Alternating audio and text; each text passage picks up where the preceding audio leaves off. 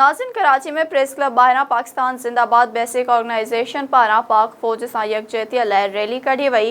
रैलीअ में मर्दनि, औरतुनि, ॿारनि ऐं ख़्वाजा सिराउनि वॾे अंग में शिरकत कई। वधीक तफ़सीलनि लाइ ॾिसूं था कराची मां शाहिद कुराईअ जी ही रिपोर्ट। कराची में पाकिस्तान ज़िंदाबाद बेसिक ऑर्गेनाइज़ेशन पाकिस्तान पारां कराची प्रेस क्लब ॿाहिरां पाक फ़ौज सां यकजहतीअ लाइ रैली कढी वई।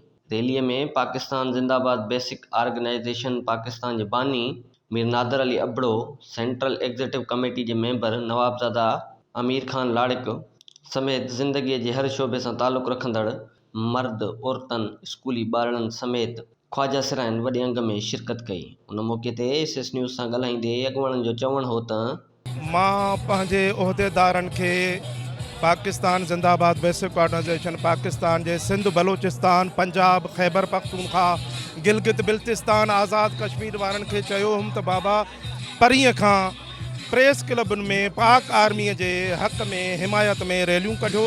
असांजो इहो मौक़ुफ़ आहे त असां पंहिंजे क़ौम सां ऐं मुल्क सां गॾु आहियूं, पाक आर्मी सां गॾु आहियूं। जिस तरीके से चंद दुश्मन परस्त अनासिर ने जो हमारी शोहदा की यादगार के साथ जो किया था, ऐसा तारीख़ में कभी नहीं हुआ।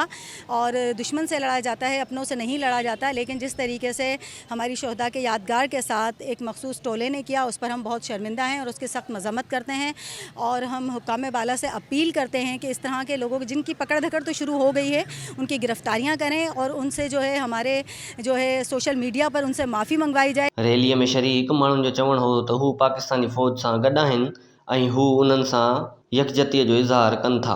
कैमरामैन मोहम्मद हनीफ भुट्टो सां शाहिद कुराई, एस न्यूज़, कराची।